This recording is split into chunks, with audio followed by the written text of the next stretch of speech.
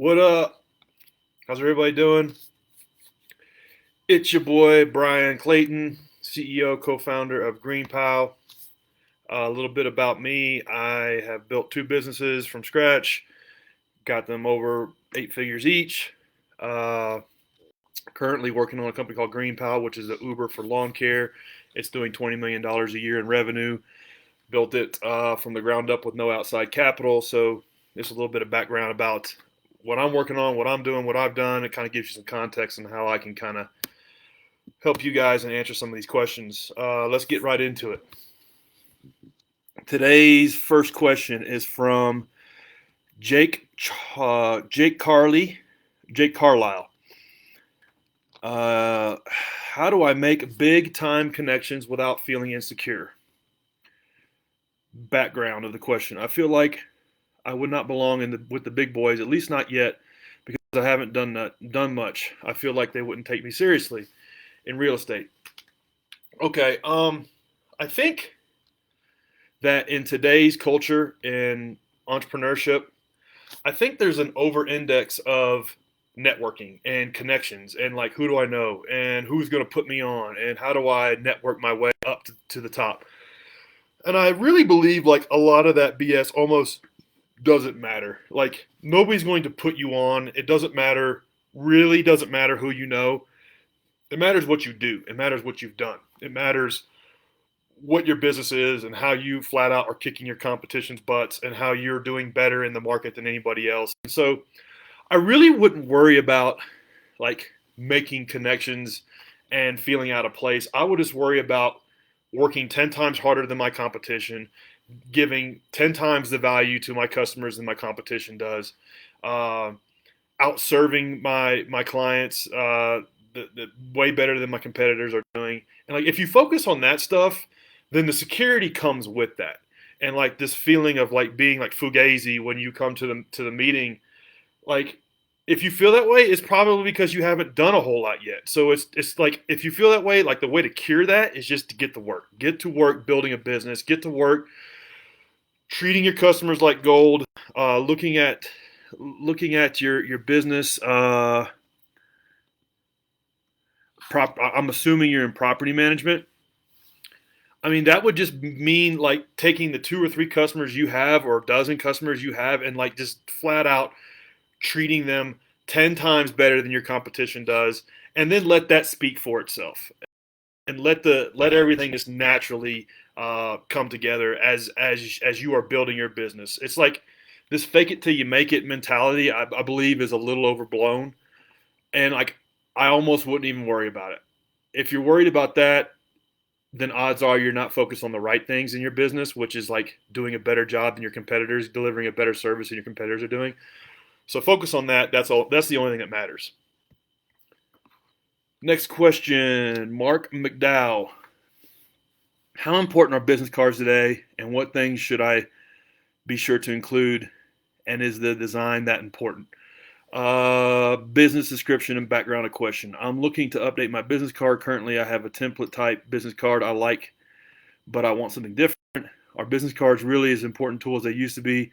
What kinds of things can I include on the card and really make them stand out? Is the investment worth it? Elevator pitch: commercial and personal insurance, focuses mostly on small to medium sized business. If you're in insurance, it probably matters. I don't think it matters that much, and I really wouldn't worry about. I would spend 10 minutes on the business card, like get it ordered, get it on the way on like moo.com or something like that, and then just move on. Like whatever you're worried about on the business card side, I would worry about on the digital side. Like what's my website look like? Does my website look better than any other competitor that somebody wants to hire for their insurance in my market? Like do I have the best website in my market for insurance? What does my Instagram look like? What does my Facebook look like? What does my Twitter look like? I would like really focus on my digital presentation, my digital footprint. I would, yes, I think you need to have a business card, but I would put about 10 minutes into it. I really wouldn't worry about it that much. But I would put like 10 hours into, do I have the best looking website? Because that's your online business card. And that's the first place. Like if Nobody's going to hire you off your business card. They are going to hire you for their insurance needs off of your website. Does that make sense? Like, I'm not going to like make a buying decision like, oh, does this guy's business card look better than this guy's? No, this guy's website looks kick ass, and this guy's website looks like he made it on Wix.com, and it just smells like cheap.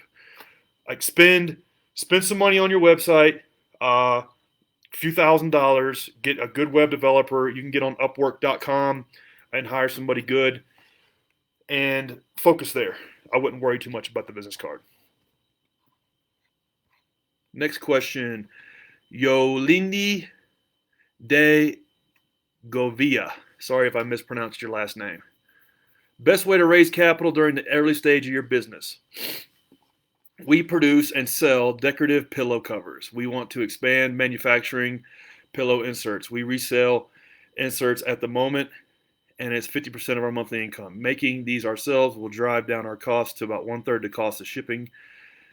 This will give us a very competitive advantage on Amazon and Walmart marketplaces. Purchasing the equipment, raw stock, will be around $90K with a retail value of over $700K. So leave a lot of room for us for wholesale pricing. We will be the only manufacturer in the Valley, which is a huge market advantage. Who do I approach? Venture capital, angel investor, private investor? I have a business plan, projections, last 2 years financials, business assets, all ready to go.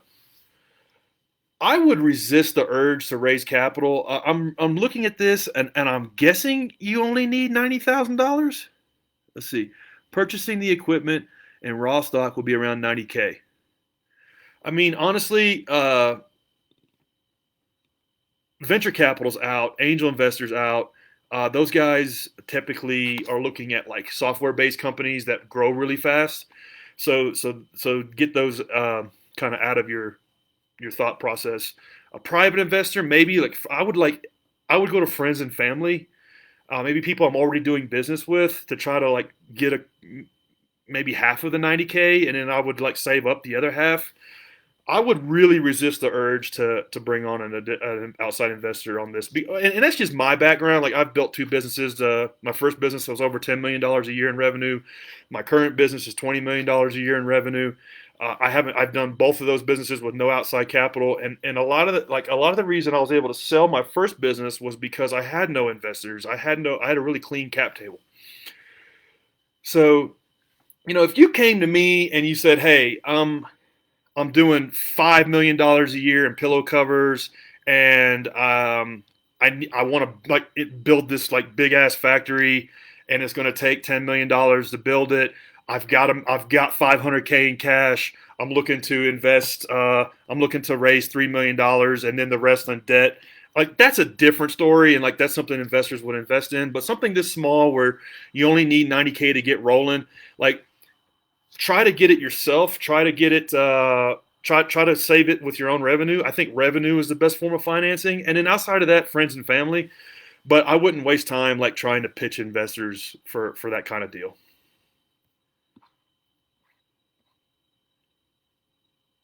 All right.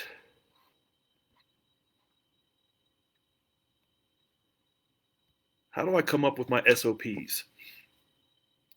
I'm assuming you mean standard operating procedures. I don't have any besides in our heads as to how we all do things, and would really like to make things move easier for us. I feel this would give us clarity and help us keep growing and teach how we do things as a team. I have an air conditioning and heating service in Los Angeles and San Fernando Valley areas. Thank you in advance. Okay, your standard operating procedures. First thing I would do is I would get a copy of The E-Myth by Michael Gerber. I would read that book. I would also listen to it on YouTube or Audible. You can if you're in the truck, you need to be listening to an audiobook, and that's one you need to listen to. That's all that book is about. It's about duplication, it's about processes, it's about how do I create roles in my business and goals around those roles. And like just a simple process of going and creating an org chart for your business, like the receptionist, head of customer service, the lead technician, crew foreman, head of quality control, Who buys all the parts and materials we need? Who does the bookkeeping? Who does the marketing? Who does uh, getting all of the text together every day and making sure they all know where they're supposed to go? Who does all of the routing inside of the business? You know, you get what I'm saying. Like, who does all these things? Odds are it's probably your name on most of these roles, and that's okay. But like, create that org chart, and then as time goes on, you can peel your name off of some of these roles. And every time you peel your name off one of these roles, you create a set of operating procedures that they're supposed to do. And so, literally, the way you can go about doing this is just document what you do on a daily basis as you're doing one of these roles. Like, just legal pad, pen and pad, as you are answering the phone. Like, how do you answer the phone every single time? Thank you for calling Marcos Heating and Air. How may I help you? Yeah, I need a service call. Okay, then what are like the 9 questions you ask them to qualify them and make sure that they're a good fit? And then, like, creating that down to like a script. Okay, well, that's how we answer the phone. Okay, and then now I'm going out to do the service call. What are the 12 things we do every time we set up on an air conditioning system, and like the 12 things we check? I'm just throwing stuff out there, but like, literally going through and just writing this stuff down and then cleaning it up, typing it up, making it nice and neat to where you can hand this to somebody and say, okay, this is the operating procedure. This is how we do it every single time, and this is why we do it that way. Can help you create a routine around every one of these roles. So, step 1, read the E-Myth. Another good book to read is called Built to Sell, and that book is about creating operations and procedures inside of your business so where you could possibly sell it one day. That way it's just not organized chaos every day. So that's how I would approach it. And another good book is called Predictable Revenue, which is more along the lines of sales, but it's also about how you create these processes and systems inside of your business. Another good book is called The 4-Hour Work Week. I'm sure you've heard of that one. That book is not about working 4 hours a week. That book is about delegation and creating spec docs and creating routines and being able to delegate to people. And so I would read those books and apply everything that they're talking about into your business little by little. And I would set a goal for like maybe a year from today to have like some operating procedures, and just for like some of the easy stuff in terms of what you do for the simple service calls, what you do every time somebody picks up the phone, what do you do, what's the morning routine when everybody comes to the shop, and how do they get their work orders for the day. All of these things need to be routinized. Okay, next question from Robin Turpin. When starting a business, do you think it's necessary to have a social media presence? In-person business description. In-person interactions are much more comfortable for me. Elevator pitch. As an artist, I feel I help people feel moments of calm through oil paintings and sunsets. Okay. Is a social media presence necessary for every business? Most likely, yes. I can't really think of one business, unless you're in some kind of industrial B2B, really niche, where these guys don't really spend much time on social media or don't care, then probably not as important. But as you get more towards like selling stuff to people and consumers, yes, it's very important. Especially, I'm guessing that you say, as an artist, I help people feel moments of calm through my oil paintings. I'm guessing you create beautiful paintings and they're calming, and like, let's let people discover that on social media. Like, that's one of the best, most congruent types of products for social media. Like, Instagram is 100% visual. What your product is visual. Quite frankly, you should have the most kick-ass Instagram account on Instagram for the type of art you create. It's got to be awesome. And you could probably just focus on that one social media channel and sell product through Instagram. Another one would be Pinterest. Pinterest is all visual. I would make sure all of my stuff on Pinterest looks as good as it can. Nowadays, TikTok is getting hot. Maybe little videos of you creating these works of art. People like that stuff, and this is how people can discover you and your product and your talents for free to me, is probably one of the best investments of your time, is creating like just a kick-ass social media presence on probably two or three. I wouldn't like try to do all of them because it can be overwhelming. We'll probably focus on Instagram first, then Pinterest, then maybe TikTok, and then as time goes on, as you do this stuff, kind of what we were talking about in the last question, you can create processes around. Okay, this is how I create the content, and this is how I touch up the content, and this is how I create all of the content around the content, like hashtags and descriptions, and then this is how I put it on YouTube, Pinterest, TikTok, Instagram stories, and like now I've got like a little helper, maybe a virtual assistant at every little step of the way to help me with this stuff, to where you got a little content machine. I mean, I think most every business is going to be like in the content business in some way, shape, or form to kind of keep themselves out there and help people discover them. So, short answer, yes. Long answer is yes again, and create processes and routines around getting the best social media footprint you can. And start small. Focus on one.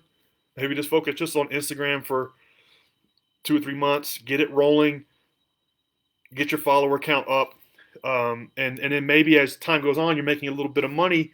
Maybe you hire somebody off of Upwork.com to help you with it for maybe $200 or $300 or $400 a month. They can help you grow your following count, help you grow your engagement, and next thing you know, it's paying for itself. People are actually buying your artwork from Instagram, so it's not necessarily like an expense; it's an investment.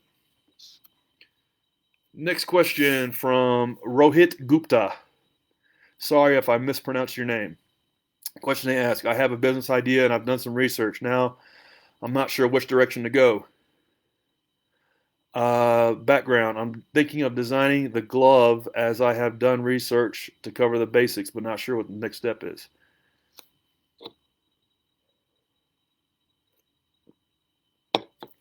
Designing the glove. I'm guessing it's a product, a glove. I don't know, but I think what holds a lot of new business owners up is like this analysis paralysis. Okay, I have the business idea. I've done the research. Now I'm not sure what direction to go. Like, have a bias towards action. Have a bias like an idea is worth like $20. The idea is stillborn. The only thing to bring the idea to life is action. The only thing, like, I know that sounds like almost condescending. It's so simple, but I don't mean to be condescending. I think a lot of new entrepreneurs just get stuck in this kind of planning phase, and they don't get to work. So, for like, I'm just guessing. You say I'm thinking of designing the glove as I have done some research to cover the basics, but I'm not sure if this is my next step. I mean, if it's an actual glove, then create a prototype. Like actually go to work on creating the prototype for it. Like, you're going to have some skills around this kind of stuff. If you don't have the skills, acquire them, or reach out to people who do. But like, close the gap between whatever like real is and planning, and take the next step and do that now, and stop doing all of this planning, because the Mike Tyson quote, "Everybody has a plan until they get punched in the nose," is so true when it comes to business. You can sit there and plan all you want, but nothing matters until you go into the marketplace and you get people to pay you money for something you're doing. Next question, Christopher Joseph. Is a pre-launch strategy recommended for software products still in development? And do you have any tips, resources to better learn how to create a proper pre-launch strategy? I am currently alpha testing with a small group of target customers for my software tool for content creators and streamers. I was recommended by my CTO to do a pre-launch to build hype, continue engage interest, and expand our email list. She says we could do this pre-launch product before the product's finalized. We are thinking along the lines of coming soon landing page. I would like to know your thoughts. Short answer, yes. Yes. The sooner you can get the product out there, the better. This really goes in line with the previous question. You have to get this thing out there because you have all of these assumptions in your head that aren't validated, and I guarantee you like half or more of them are wrong. And you don't know, you don't really know what you're building or what problem you're solving until people start interacting with it. So the sooner you can do that, the better. The book, The Lean Startup by Eric Ries, that's all that book is about, is what they call build, measure, learn, which means like build, get it out there, measure what's happening, learn, repeat. And that's the beautiful thing about software. Like the last guy I think was making a glove. It's a little harder with like a physical product because you kind of have this long like waterfall process to like design, build, and get it to the marketplace. But with software, it's more iterative, meaning like you can like make changes on the fly and fix things as you go and listen to user feedback and bake that into the product and make it better and better and better every day by constantly releasing. So your CTO is correct. Whatever you have out there, whatever you have done, get it out there, get people using it so you can get feedback. And also you're going to find it's a lot harder to get users than you thought. A lot of times software entrepreneurs will just go into the lab for like 6 months or a year, build, and then like we launch it and they're like, holy crap, how do we get customers? And so you're going to learn that lesson sooner now. And like it's important to innovate on product, and it's also important to innovate on growth. So you have to do both of those at the same time. Another quote by Reid Hoffman, who was the founder of LinkedIn. He says, if you're not embarrassed by your first release, then you waited too long. And so that means if you're not embarrassed by the first release of your product, then you waited too long. Alrighty. Last question. Jordan Shaw. What is the best route for us to increase sales and users? We want to start advertising on YouTube as we believe the best result will come from YouTube, but we also are open to other suggestions. If perhaps outbound sales direct to business would yield greater return. Alrighty. Business description. Our software just hit the AppSumo marketplace. We want to go to market with AppSumo to get exposure and feedback. We have used our software for our own business agency, and we believe it's a good tool for small businesses in general. Any industry with sales or agent staff is great for our system. We need to figure out the best path to grow and sustain. Our software has been used by marketers in the past. Elevator pitch. I am co-founder of Funnelbolt, all-in-one marketing SaaS solution for business. We help businesses convert leads into sales without complex coding or endless integrations. With built-in landing pages and custom forms, Funnelbolt allows businesses to communicate with their leads and customers to drive more sales and conversions with text messages, ringless voicemail. Funnelbolt is free for 14 days. Okay, so sounds like you're building a SaaS marketing solution for small businesses. Definitely a need for that. It's a very competitive market. So to answer your question, what's the best channel? The answer is you don't know, and so you have to test. You have to fire bullets, then cannonballs. So I wouldn't just say, "Oh, it's going to be YouTube. Let's just throw everything to YouTube." What I would do is I would start creating content for YouTube in terms of like a day in the life of your customer and how they can use your product to convert more sales. And I would try to make it as real life as possible. Like I don't know, let's say to use the HVAC example earlier, like focus on one use case. Okay, HVAC guys can use this software to convert more sales, and therefore this is how they do it. This is the workflow, and like a YouTube video on how to do that. And then so like you maybe do that for like 90 days and try to measure, okay, are we getting web traffic off of that? Are we getting free trials off of that? Is it worth our time to continue doing YouTube? It may be a great channel or it may be a dud, but like test it. Odds are like SEO is probably going to be something you need to look at. Most every SaaS company needs to have some component of SEO, and so that's something that you're probably going to have to get good at. Paid performance marketing, maybe, but you're up against a lot of competitors like Marketo and Marketo and a bunch of other guys like that, and so you may find the unit economics are going to be tough to crack on performance marketing. But the answer to the question is you have a digital product. You have to learn how to grow it. It's going to be a long, hard slog. You have to test different channels. You have to measure the results in every channel, and you have to figure out what's working for you. And odds are it's going to be like the long game. You're going to have to play it out, see how it goes, measure if you're getting any traction in any of the channels, and then lean in onto the ones that are working. Hope that helps. That's it for today, folks. I enjoyed it. Anybody wants to reach me, you can hit me up here in AO, and I look forward to